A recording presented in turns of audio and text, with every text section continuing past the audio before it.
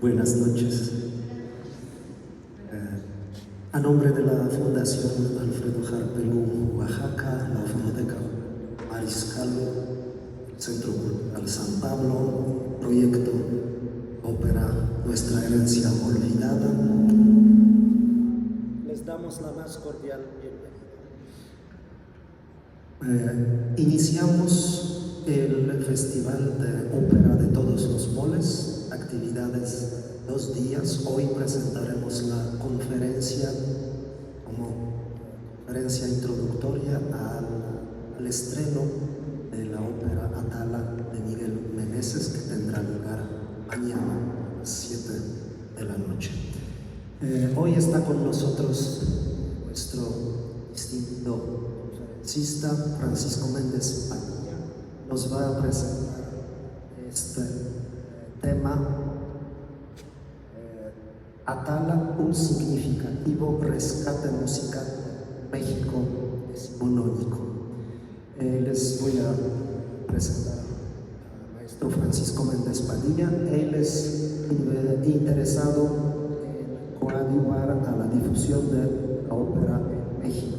Desde hace 40 años ha venido realizando una intensa labor en este sentido, tanto en medios impresos como electrónicos. Licenciado en Comunicación Social UAM, desde 2006 es director general del Concurso Nacional de Canto Carlo Morelli, el más prestigioso certamen vocal mexicano. De 1985 a 91 fue comentarista especializado para radio y Opus 94, siendo además productor ejecutivo de esta radiodifusora del Instituto Mexicano de la Radio.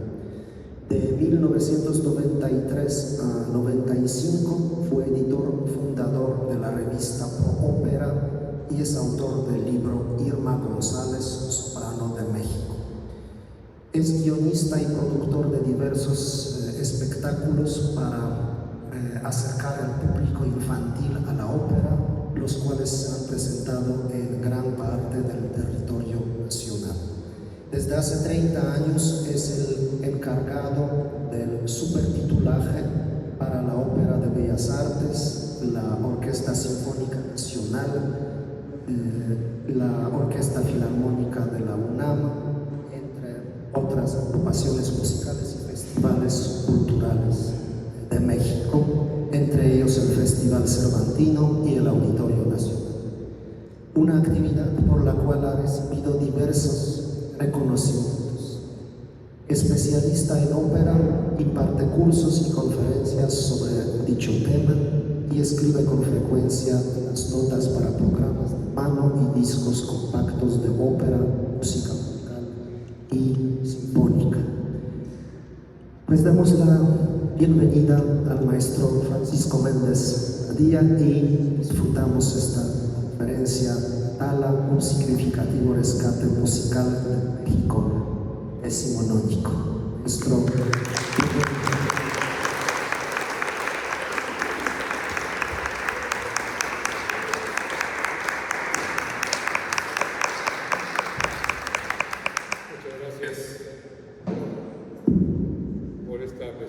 gracias a ustedes por acompañarnos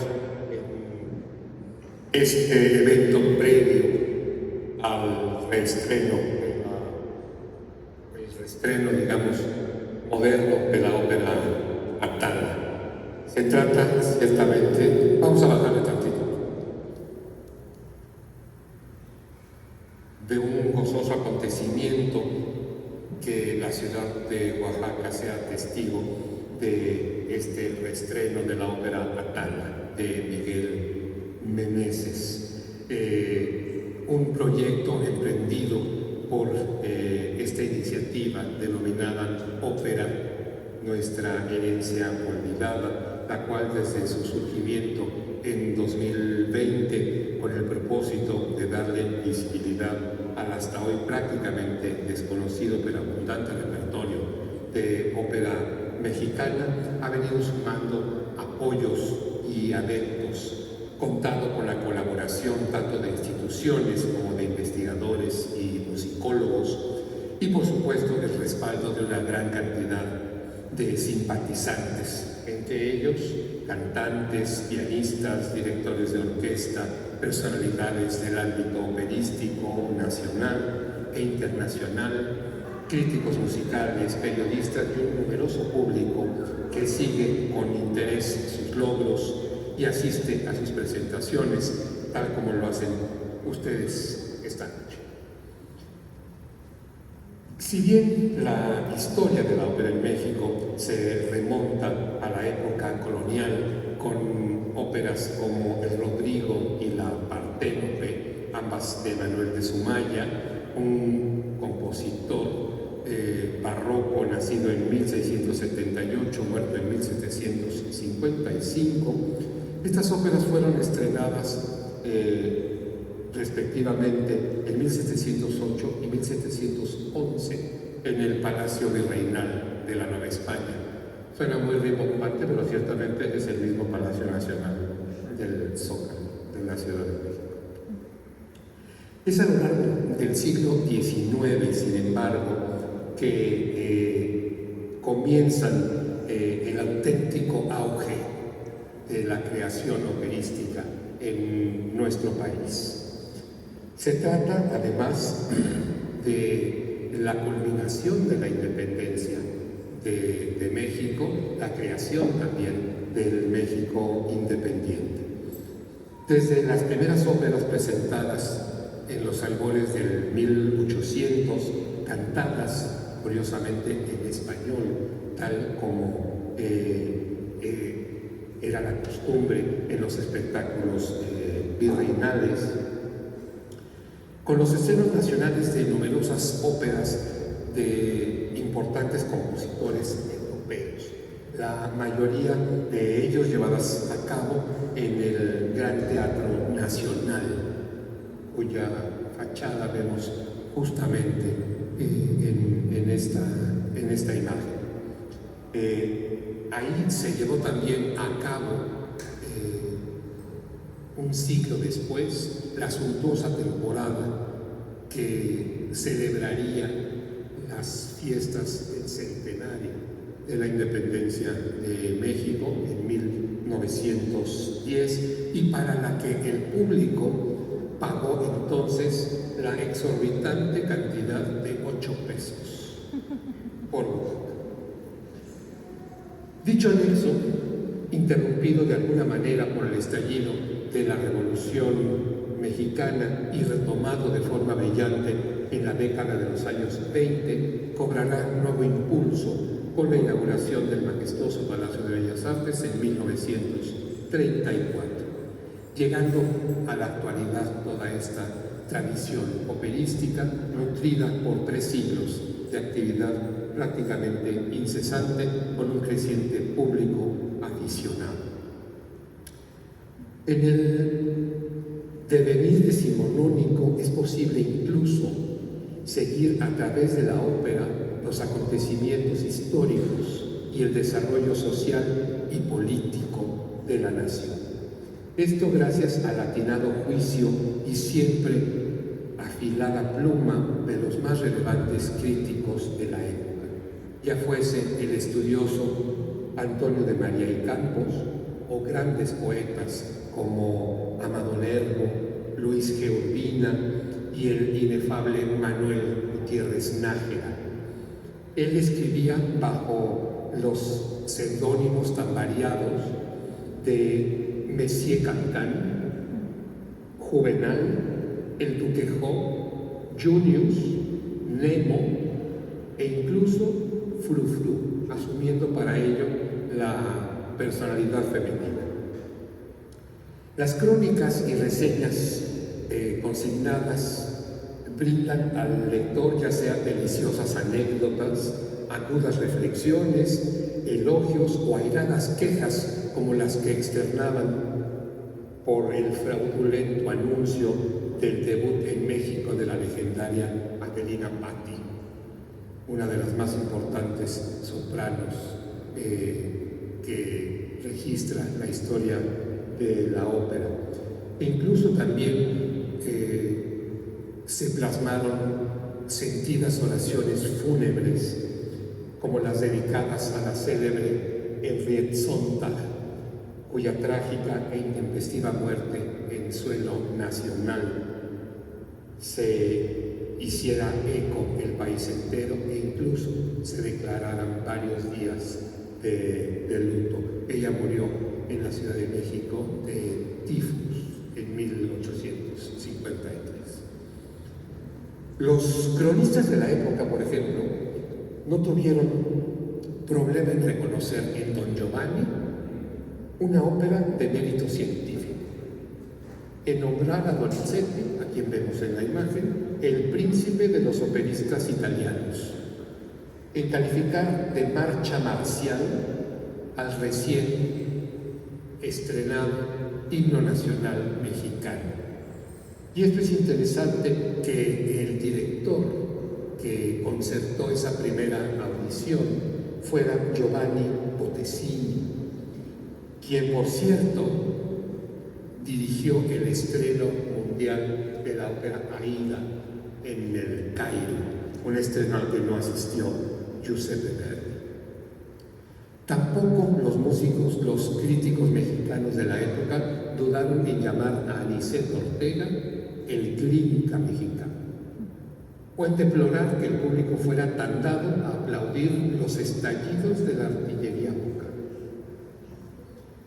Por las crónicas aparecidas en periódicos y revistas de la segunda mitad del siglo XIX desfilan importantes personajes de nuestra historia, como Antonio López de Santana, la pareja imperial formada por Maximiliano de Habsburgo y Carlota de Bélgica, el presidente Benito Juárez con sus leyes de reforma, o Porfirio Díaz, quien finalmente fue el artífice de la anhelada estabilidad económica. Los estudios realizados por autores como Olavarría y Ferrari, Pulido o Reyes de la Maza resultan indispensables para el estudio del periodo. Y a esta lista de escritores se suman músicos como Gustavo Campa o Melesio Morales, quienes además de escribir música también escribían espléndidas crónicas e incluso críticas de los espectáculos que se presentaban en la Ciudad de México. Por su parte, el historiador y exdirector de la Ópera de Bellas Artes, José Octavio Sosa, se ha dado a la tarea desde hace más de 30 años de consignar un invaluable material hemerográfico y el puntual recuento de representaciones operísticas, principalmente ocurridas en la metrópoli, a través de trabajos publicados en su momento por el Consejo Nacional para la Cultura y las Artes, por la Secretaría de Cultura Federal y, por supuesto, por el Instituto Nacional de Bellas Artes. Aquí tenemos la portada de ese espléndido trabajo que es la ópera en México, de la independencia a la revolución, cubriendo así más de un siglo de acontecimientos operísticos. Él fue el autor también de otro espléndido documento, que es 70 años de ópera en el Palacio de Bellas Artes. Durante la actividad operística en el México decimonónico resultan indispensables los nombres del legendario tenor Manuel García, a quien vemos en la imagen, y quien estrenara en México algunas de las más importantes partituras de Rossini. Él vino en la década de 1820 a nuestro país con su familia, y se cuenta la anécdota que de regreso a Veracruz para tomar el barco fue víctima de los legendarios bandidos de Río Frío, que le quitaron todas las ganancias, obviamente en oro, que había obtenido con sus presentaciones. Pero también dice la leyenda que él afirmaba que era un gran cantante de ópera, que no le podían robar sus ganancias y hacer daño a su familia, y los bandidos le pidieron que lo probara. Por supuesto que él les cantó y le devolvieron sus caudales. Exacto. En esa época también están los nombres de Attilio Valtellina, de Amilcare Roncari, del gran bajo Filippo Galli o de la sublime Ángela Peralta, quienes combinaban con éxito esa doble faceta de cantante con empresario. Los que únicamente se dedicaban a traer a grandes compañías extranjeras a México están René Masson, Max Maretzek, Maurice Grau y el omnipresente Napoleone Sieni, quien fuera figura indispensable de casi toda empresa operística en la República Mexicana durante más de 20 años. Debido a ello, eran cantantes extranjeros los que por lo general agraciaban los escenarios nacionales precedidos por la fama de sus triunfos europeos. Baste citar a cantantes como Felicitas Westphali, quien era de origen polaco y que se caracterizó por interpretar los papeles de hombre en las producciones, los papeles de travesti, digamos, que los compositores escribían para soprano o mezzosoprano, pero que tenían que ir vestidos de hombre, ya que esos eran los personajes que interpretaban. Entonces, la Westphali hizo una especialidad de este tipo de papeles. Están también sopranos como Balbina Stefanoni, como la ya citada Henriette Sontag, que muere en México, el gran tenor Enrico Tamerlane, cuya tumba está en el cementerio de París, en el Père Lachaise, se puede visitar, y él dio grandes funciones en México. De hecho, él le pidió a Melesio Morales, autor de Hildegonda, que escribiera una gran romanza para que él se luciera. Junto con la Peralta es que estrenan esta ópera en México. También le pidió a Emilio Arrieta, un famoso compositor español, que su zarzuela Marina la volviera ópera para el lucimiento de Enrico Tamerlane. También están cantantes como Lilian Nordica, que cantara en México algunos de los más importantes papeles wagnerianos. Está el gran tenor Francesco Tamaño, quien estrenara el Otello de Giuseppe Verdi.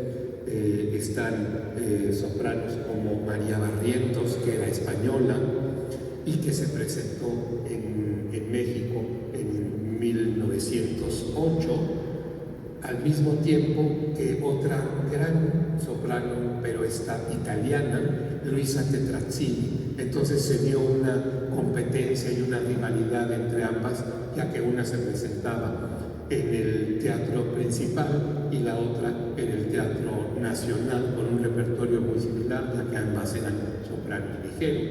Entonces el público estaba dividido entre los que apoyaban a la Barrientos por ser española y los que preferían a la Tetrazzini por ser italiana y que por supuesto tenía que cantar mejor. Pero bueno, finalmente esto nos habla de ya la tradición que se iba dando en nuestro país, y ello permitió también que los cantantes mexicanos se fueran afianzando en el gusto del público. Tal es el caso de Ángela Peralta, a la que vemos en la imagen, y que se hizo famosa desde el inicio de su carrera con su increíble debut a los 15 años cantando la Leonora del Trovador de Verdi. Ahora nos parece increíble que una soprano de 15 años cante el Trovador de Verdi, pero en esa época así se usaba. la famosa Adelina Patti, que vimos su imagen y les he comentado, debutó a los 16 años cantando El Barbero de Sevilla de Rossini, que habitualmente la cantaban sopranos, ligera, en lugar de la contralto que tenía en mente Gioachino Rossini cuando se estrenó esta ópera en 1916. Entonces surgen cantantes como Manuela Gómez de Pineda, que fue una de las cantantes preferidas justamente de compositores como Zenobio Paniagua o Miguel Meneses. Está otro famoso barítono de su época, José Torres Obando, a quien vemos en la imagen, y que me contaba Carlos Díaz Dupont, uno de los grandes conocedores de ópera de México, que escribieron unas memorias espléndidas, director de escena, etcétera, que había una anécdota muy curiosa al respecto de Torres Obando, cuando vino la Tetrazzini y tenían que cantar Traviata. Entonces el barítono le dijo a la señora Tetrazzini que si podía proponerle un pequeño corte en el dúo del segundo acto. Entonces la Tetrazzini, muy convenida, le dijo: pues sí, con mucho gusto, usted dígame y ya nos ponemos de acuerdo. Dice: pues mire, yo llego, le digo Madamigella Valerí, usted me dice sonillo, yo le digo siate felice, addio. Entonces, bueno, cortaba exactamente los 20 minutos que dura el dúo, porque estaba aterrado de tener que alternar con la famosa Tetrazzini. Tenemos también a cantantes, o importantes libretistas que en su momento sirvieron de base para las primeras óperas mexicanas. Aquí estamos viendo, por ejemplo, a Temístocle Solera. Temístocle Solera ha pasado a la historia por ser el autor de algunos libretos de óperas tan famosas como Nabucco, de Giuseppe Verdi. Y es que las óperas en México se presentaban básicamente en italiano, aunque fueran cantadas, aunque fueran escritas en francés, incluso en alemán, lo habitual es que se cantaran en italiano. Y ahí es donde reinaban supremos libretistas como Temístocle Solera, como Felice Domani, el gran libretista de Bellini, como Salvatore Camarano, que justamente escribió el libreto de Trovador para Verdi, o Francesco Maria Piave, autor del libreto de la Traviata. Y curiosamente, hay autores como el que vemos en la imagen, que es Giovanni Pacini, que habían escrito óperas que en su momento fueron muy populares en México y que poco a poco fueron cayendo en el olvido. Justamente en lo relativo al abundante repertorio que se ofrecía al creciente público aficionado a la ópera en México, es patente la vanguardia que se vivía en la capital del país. Desde 1820, en que Manuel García presenta las óperas de Rossini, hasta las nuevas óperas de Massenet y de Puccini a finales del mismo siglo XIX, los espectadores que gustaban de la ópera, ya fuesen aristócratas, burgueses, intelectuales o la emergente clase media, tuvieron la oportunidad de conocer y de disfrutar de una variedad de obras de autores que hoy son prácticamente desconocidos, como Paer, como Ricci, como Auber, como Petrella, etc. Pero que en ese entonces el intenso quehacer operístico de los grandes centros musicales tenía en gran estima. Mención aparte merece un compositor llamado Filippo Marchetti, cuya ópera Ruy Blas gozaba al parecer de un especial favor entre el público, los cantantes y empresarios, ya que se representaba año con año en cada temporada. Ahora no tenemos ni idea de a qué suene una ópera como Ruy Blas, pero incluso compositores como Vincenzo Bellini contemplaron la posibilidad de escribir una ópera sobre Ruy Blas, y lo mismo Giuseppe Verdi en algún momento pensó en escribir una ópera sobre este tema. Pero por supuesto que quien no podía faltar en los carteles de cada temporada era Giacomo Meyerbeer, a quien vemos en la imagen y que ciertamente era el ídolo de las multitudes. En esa época, 7 de sus óperas se ofrecían una y otra vez al público.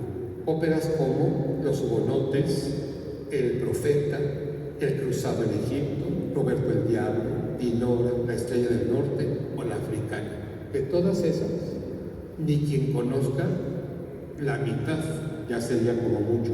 Yo recuerdo como en 1990 o una cosa así, vino al Estado de México, a Toluca, una compañía neoyorquina a presentar Los Hugonotes, y hubo mucha gente que nos desplazamos de la Ciudad de México a Toluca para ver esa positiva rareza de escuchar Los Hugonotes en forma de concierto. Así, de alguna manera, se vivirá el día de mañana Atala en este mismo recinto en forma de concierto, para que los oídos modernos tengamos oportunidad de disfrutar de esta partitura. Pero indudablemente los compositores más populares en esas temporadas de la segunda mitad del siglo XIX eran Rossini, Bellini y Donizetti. Por ejemplo, tenemos que de Rossini ya se conocían 16 óperas, de Bellini se conocían 7, de Giuseppe Verdi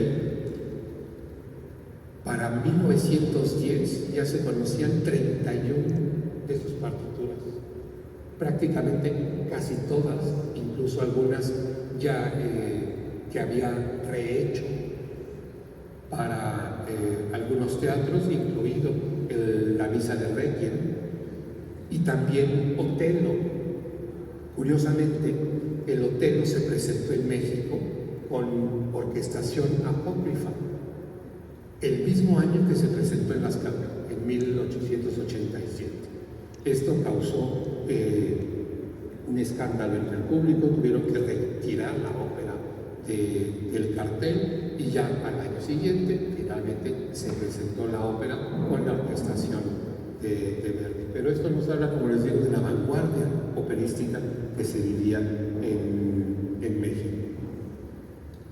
Por lo pronto, y hablamos de las últimas décadas del siglo XIX y las primeras del XX, la representación, ya fuese de títulos consagrados o de auténticas novedades, congregaba a la alta sociedad de la época y las plateas del Gran Teatro Nacional, cuyo interior estamos viendo aquí, del Teatro de los Héroes, del Teatro Circo Orrín, del Teatro Principal, o teatros más modernos como el Teatro Ardeu, con sus butacas abatibles e iluminación regulable, o el Teatro Renacimiento, que fue la propiedad de la famosa actriz Virginia Fábregas, o el Teatro Esperanza Iris, cuya fachada vemos en una fotografía de la época, estrenado en 1918 como una empresa de la famosa cantante llamada la Emperatriz de la Opereta. ¿Quién en la actualidad podría decir que ha visto una ópera llamada Emma de Antioquía de Mercadante, o La Reina de Chipre de Haneke, o Alessandro Stradella de Floto, o El Sueño de una Noche de Verano, o Psique de András Tomás? Esto únicamente nuestros antepasados podían podían vanagloriarse porque en 1850 eran las óperas que se ofrecían en la Ciudad de México. Un repertorio tan variado y tan diverso era posible gracias a las compañías extranjeras que nos visitaban. Por ejemplo, la compañía de Emma Jung presentó en México las primeras óperas de Wagner, las de von Weber, el Fidelio de Beethoven, la compañía de ópera francesa de Marie Aimé dio a conocer las operetas de Offenbach, las operetas de Lecoq, la compañía de ópera inglesa de Jazz presentó las óperas de Malfait y de Wallace.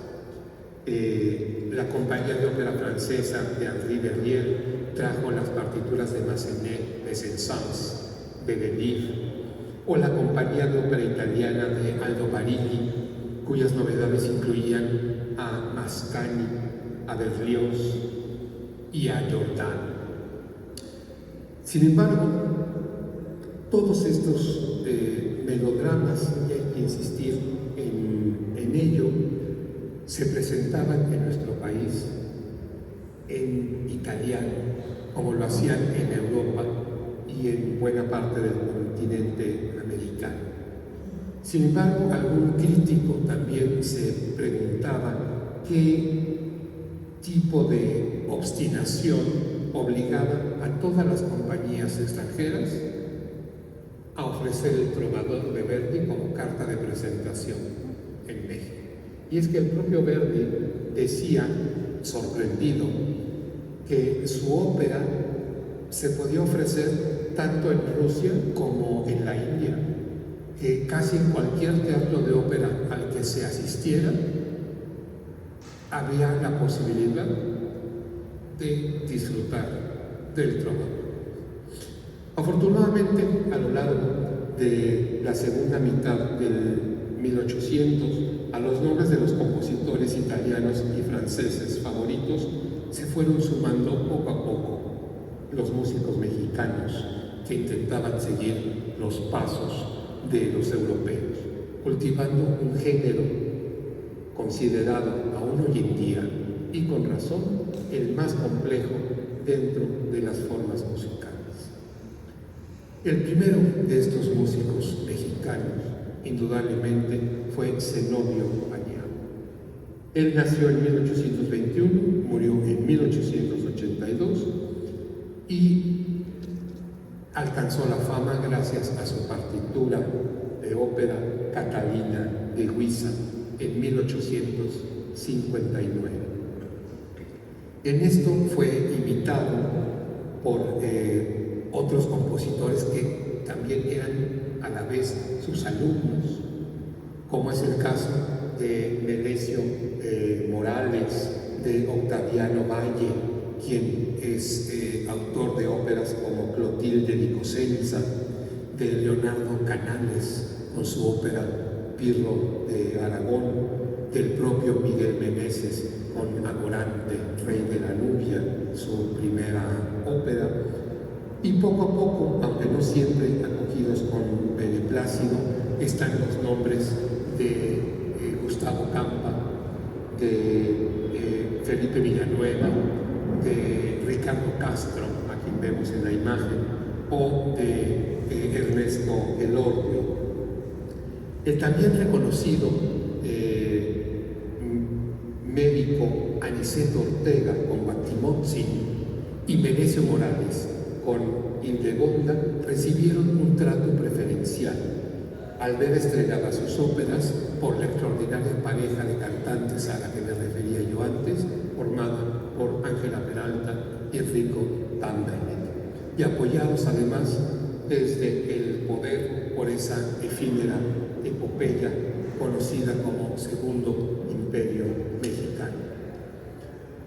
En las primeras décadas del siglo XX, además de propiciar el estreno nacional de muchas de las partituras de los jóvenes compositores italianos y franceses, fueron testigos de las actuaciones de figuras de la lírica tan importantes en su momento como el tenor Enrico Caruso, del también tenor, en este caso español, Hipólito Lázaro, de su paisano Miguel Fleta, de Giovanni Senatello, de Tito Schipa, de sopranos legendarias el día de hoy como Claudia Muzio, de Rosa Raiza, quien estrenara Turandot en la Scala de Milán, de Carmen Melis, que estrenara en México La Manchula del West, de barítonos como Ricardo Stracciari o Tita Rufo, por mencionar solo unos cuantos de los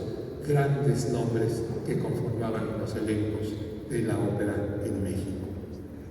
A su vez, la compañía impulsora de ópera de José Pierson desarrollaba una intensa actividad promoviendo el talento nacional representado por las voces hoy ya míticas de las sopranos María Romero, María Luisa Escobar, a quien vemos en la imagen, y que cantó con Caruso.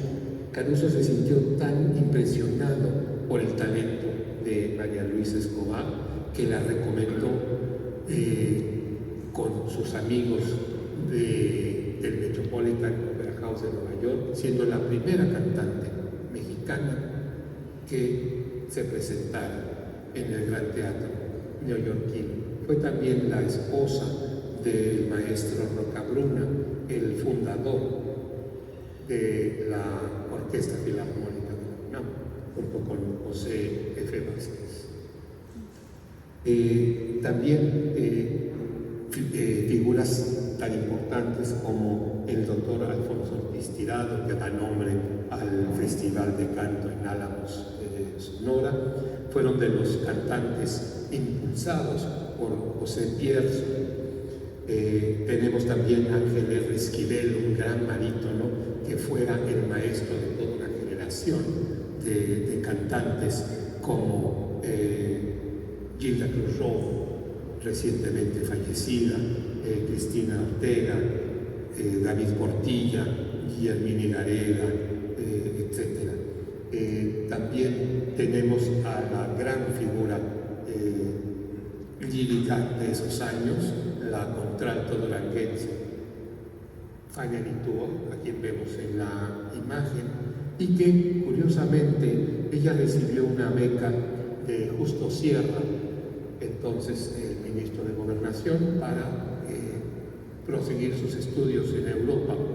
Ella hace una audición convocada por la Ópera de Roma en ocasión de cumplirse el centenario del estreno del Barbero de Sevilla de Rossini, gana la audición, lo cual fue especialmente importante, ya que les comentaba yo que esta partitura, habitualmente el personaje principal era abordado por la soprano ligero y no por las contraltos que pensaba Rossini que así debía sonar su protagonista. Entonces es Fania Nitua, orgullosamente mexicana, la primera que le devuelve al Barbero de Sevilla su auténtica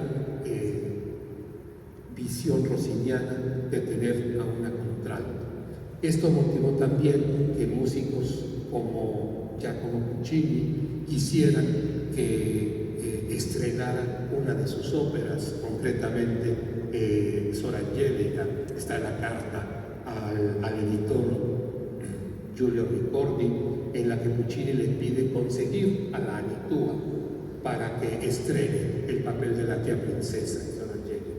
Solo que Fania Nitua no puede aceptar este gran honor por tener ya un contrato firmado con el Colón de Buenos Aires, en donde tenía que cantar 7 óperas.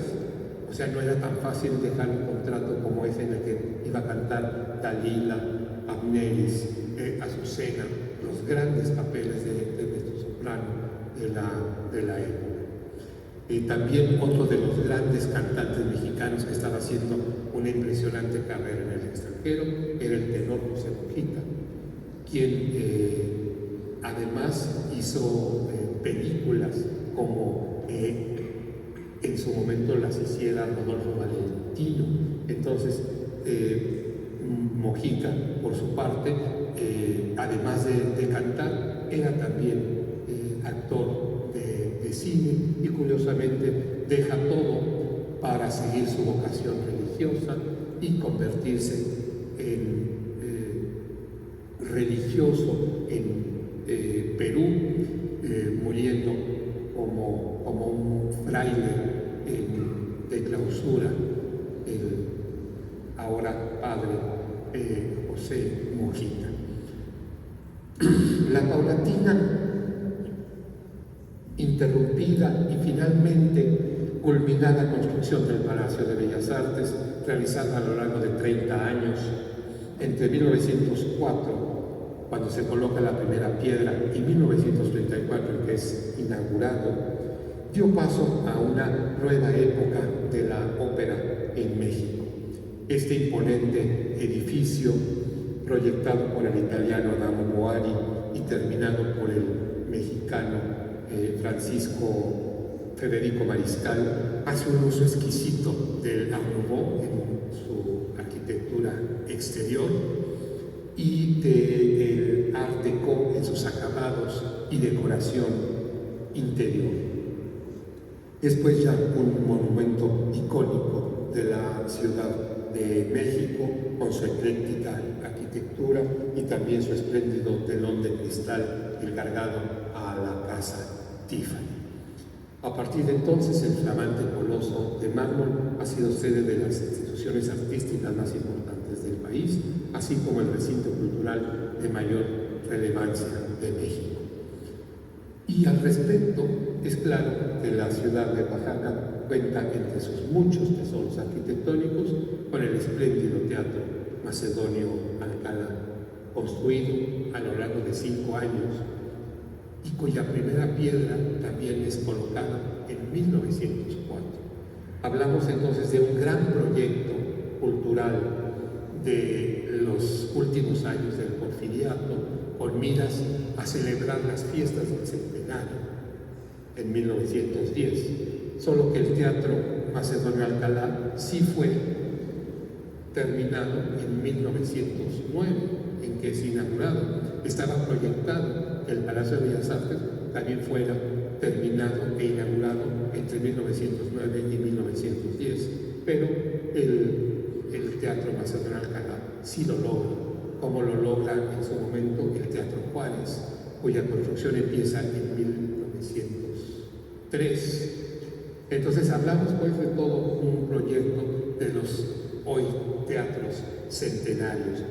Ciertamente también el Teatro Macedonio Alcalá refleja este heterogéneo estilo arquitectónico del Porfiriato y que finalmente fue bautizado con toda justicia en honor de ese destacado compositor que fuera Macedonio Alcalá, nacido en 1831, muerto en 1869, ciertamente una muerte prematura, la de Macedonio Alcalá, y autor, por supuesto, del famoso vals Dios nunca muere, que ustedes saben mejor que yo, puede ser considerado como un segundo himno para los oaxaqueños.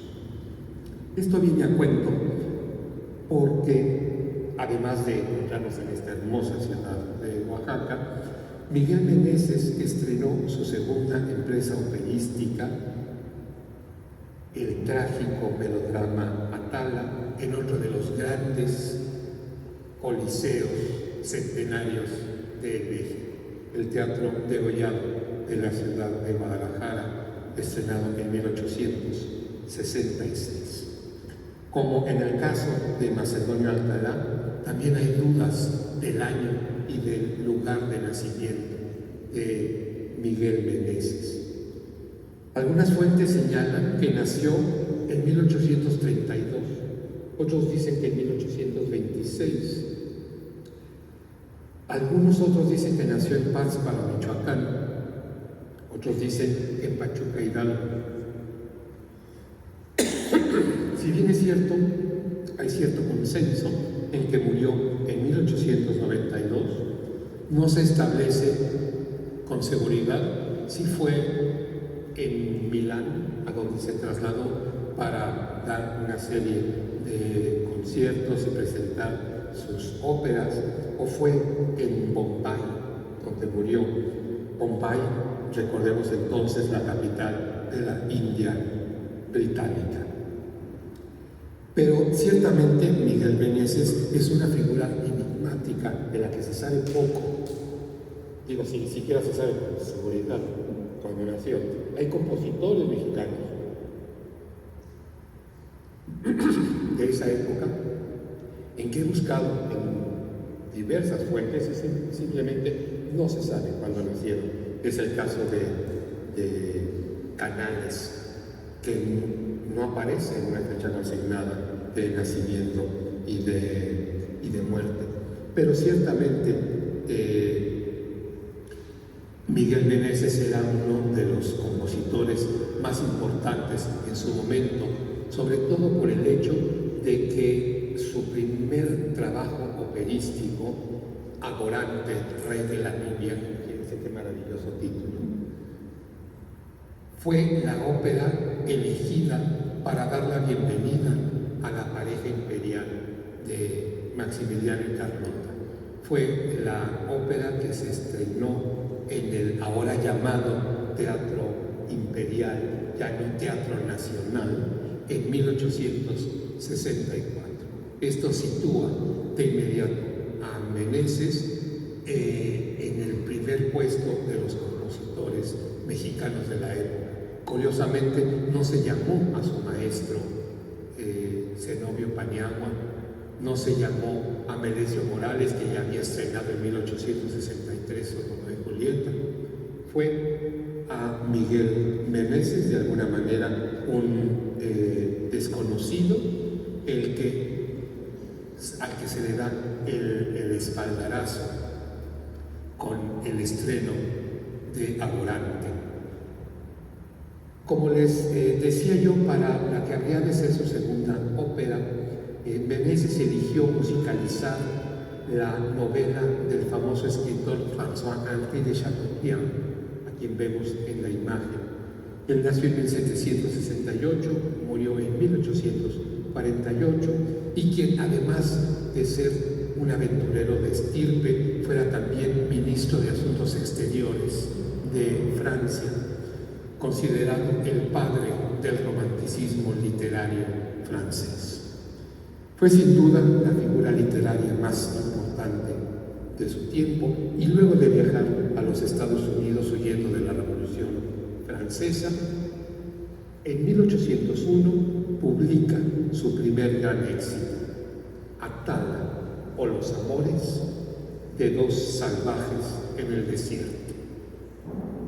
La obra, posteriormente convertida en una gran epopeya en 3 partes, narra la historia del amor imposible entre una joven indígena cristiana de origen español y un salvaje indio pagano de la tribu Natchez.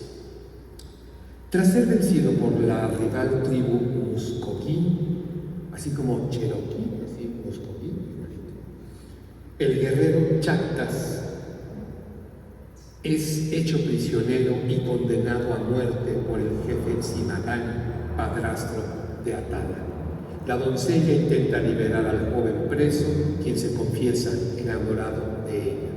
Finalmente la pareja logra huir y es acogida en medio de una furiosa tormenta por un ermitaño que les da cobijo en su apartada misión de Florida.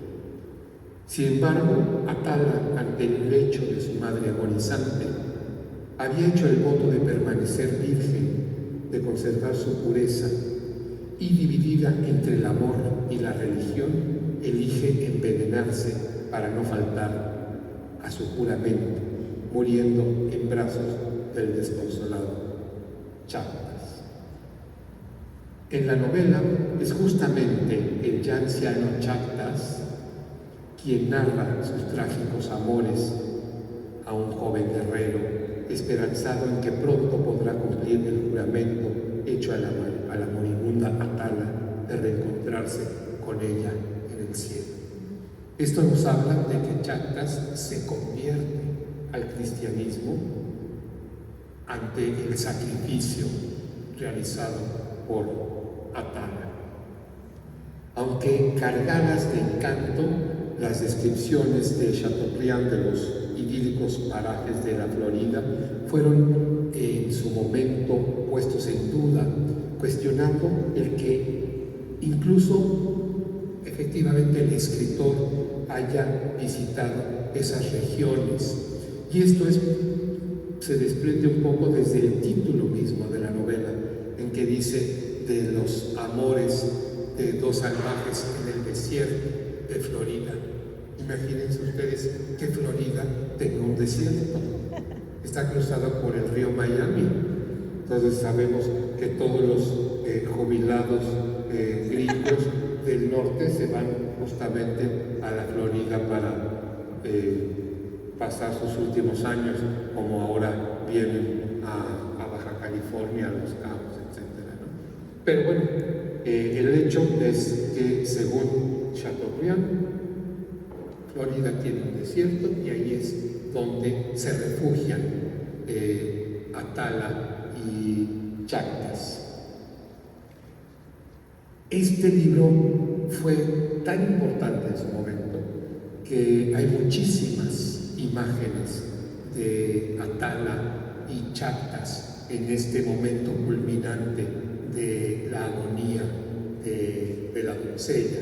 Tenemos imágenes de Eugène Delacroix, que tiene un gran cuadro en el Louvre, o de pintores como Louis Monroy, quien tiene una obra, la que vemos en la imagen, que se expone en el Museo Nacional de Arte de la Ciudad de México. Atala inspiró también a 7 compositores para musicalizar la historia de Atala antes y después de que Meneses lo hiciera en 1868. Sin duda, el más destacado de estos compositores fue Giovanni Pacini, cuya Atala, con libreto de Antonio Peracchi, fue estrenada en el Teatro Nuovo de Padua, ahora llamado Teatro Verdi, en 1818, aumentando así el vastísimo catálogo de este compositor siciliano, autor de más de 90 óperas. Hablamos de que Donizetti, ya con 70, nos parece prolífico, imagínense a Pacini con 90. Por su parte, Andrea Butera escribió su versión de Atala en 1851, utilizando el libreto de otro siciliano llamado Giuseppe Sapio, quien fuera poeta principal del Real Teatro Carolino de Palermo y cuya ópera fuera estrenada en el Teatro de la Canobiana de Milán, donde en 1832 se estrenara El Elixir de Amor de Donizetti.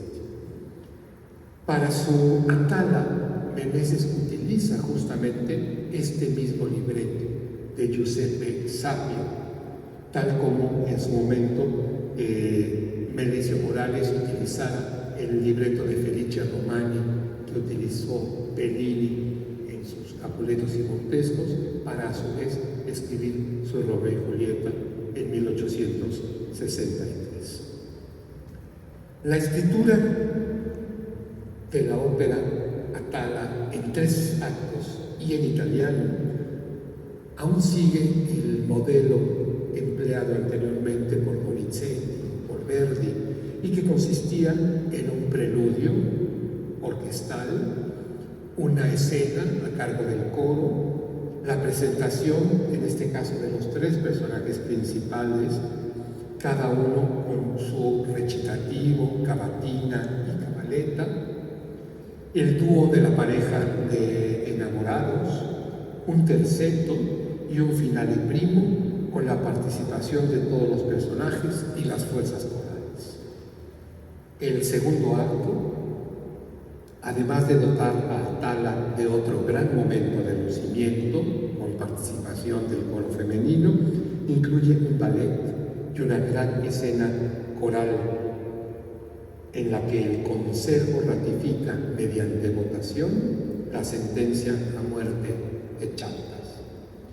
Aquí se revela infructuoso el desesperado intento de Atala de rescatar la vida del prisionero, ofreciendo las joyas heredadas de su madre española. Concluye con un elaborado concertante para arrebatar el finale secondo. Tras lograr huir, no sabemos bien a bien cómo, espero dilucidarlo de aquí a mañana, en el tercer acto tiene lugar en medio del desierto de Florida. Ahí se encuentran con el solitario, un ermitaño de origen español, y naturalmente tiene lugar el trágico desenlace siempre descrito por los artistas que han abordado la historia creada por Chateaubriand. El día de mañana, en este mismo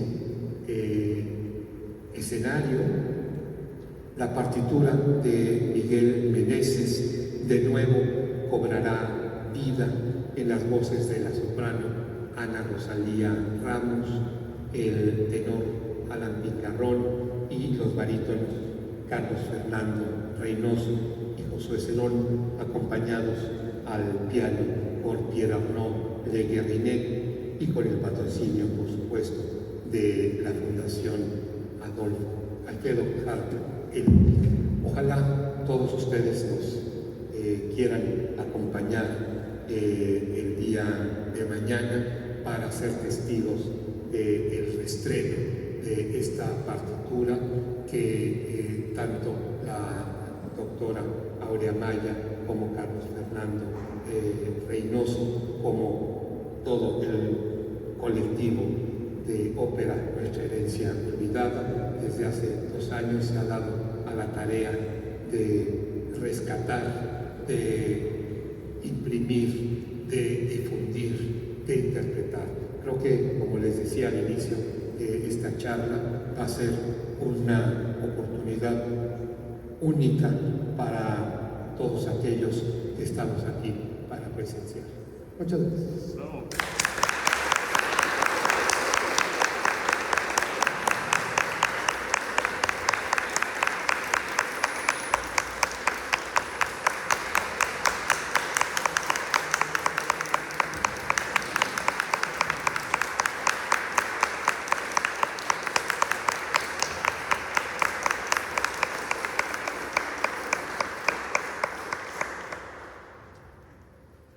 Agradecemos mucho al maestro Francisco Méndez Padilla por su magnífica conferencia.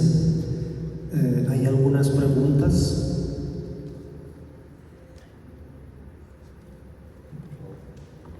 Aprovechen antes de que me vaya. Muy buenas noches, felicidades, maestro. Gracias, Primero, una muy pequeña anécdota de esta fecha es que la historia de Atala en literatura tiene una gemela, es Fabiola, por la iglesia de las catacumbas, y si no me equivoco fue escrita por el cardenal Newman, que fue declarado doctor de la iglesia católica. Entonces, una coincidencia. Hay un libro muy famoso justamente, Fabiola, que narra los sacrificios a los que eran sometidos los primeros mártires cristianos. Entonces, bueno, pues encontramos también cómo la religión va a estar presente en esta historia, por un lado de Fabiola, por otro lado de Atala. Mi pregunta específica es, bueno, son dos. Una, si hay planes de conocer planes de grabación de esta ópera de Atala, y la otra en cuanto a la calidad del libreto, si nos podría platicar un poquito de su equipo y usted hicieron la subtitulación de ella. Bueno, pues para la primera pregunta, pues qué mejor que aquí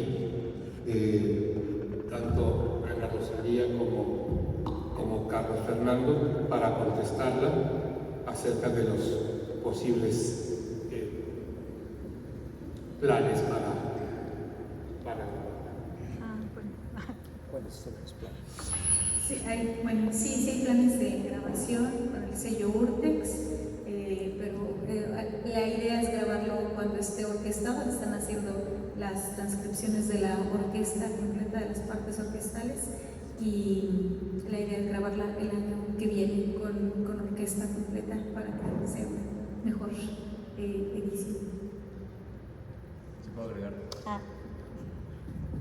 Se ha presentado ya la ópera completa en versión a piano, 2 pianos con México para Estudio apenas en abril pasado, y se tiene pensado justamente tanto la producción escénica con orquesta el siguiente año, como aprovechando ya que se va a hacer con orquesta, la grabación, como mencionó muy bien una localidad, con el sello Urtext, que es también un sello mexicano.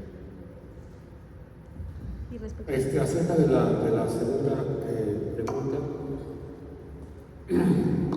cuando me integré al proyecto,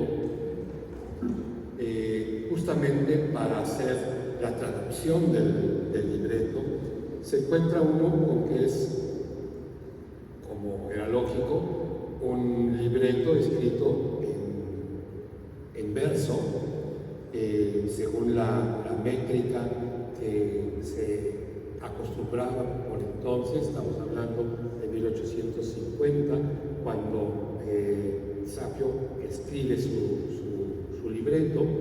Es un italiano antiguo, con los giros, con las imágenes habituales en este tipo de libretos que encontramos justamente en autores, en poetas como Francesco Piave, como Camarano, como Romani, etc. Entonces, no es un texto fácil, justamente porque hay muchas palabras completamente en desuso en el italiano moderno. La construcción misma poética es muy rebuscada.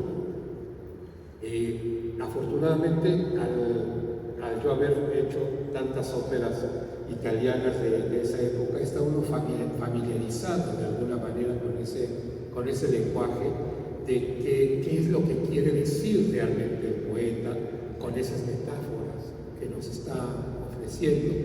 Entonces, bueno, yo me dediqué a traducir el libreto, algo que disfruto muchísimo. No es necesariamente fácil, pero digamos que se logró que fuera inteligible, que se contara la historia. Para los que nos acompañen el día de mañana, se estará proyectando la traducción al español en esa misma pared, de todo lo que nuestros artistas estén cantando de la partitura de Meneses, que se ofrecerá prácticamente completa. Simplemente se van a omitir algunos pasajes corales, pero ciertamente la parte musical reserva sorpresas agradabilísimas, responde, como les decía, la estructura y el lenguaje a lo que solía escribirse entre 1850 y 1870. A esos es una ópera todavía anclada en la tradición del cantista italiano, con grandes momentos de lucimiento, que seguramente les arrancará más de un aplauso el día de mañana. Esta traducción que tuve el gusto de hacer sirvió también para que los intérpretes se familiarizaran con el texto, con la historia, con lo que estaban expresando musicalmente. Entonces, en ese sentido, yo creo que fue un trabajo conjunto muy interesante el que se ha venido desarrollando cada uno desde su ámbito, para culminar, esperemos que así sea, el año próximo, con tanto la ejecución ya con orquesta, como la edición de la partitura en esas mismas condiciones, y la grabación de Atala, para que pueda ser conocida y difundida para todos aquellos interesados.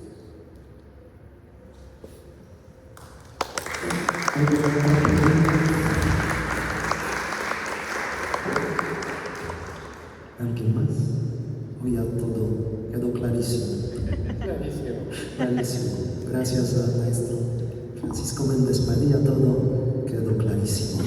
Nos esperamos mañana a las 7 de la noche. Disfrutaremos Atala, segundo día del Festival Ópera de Todos los Mundos.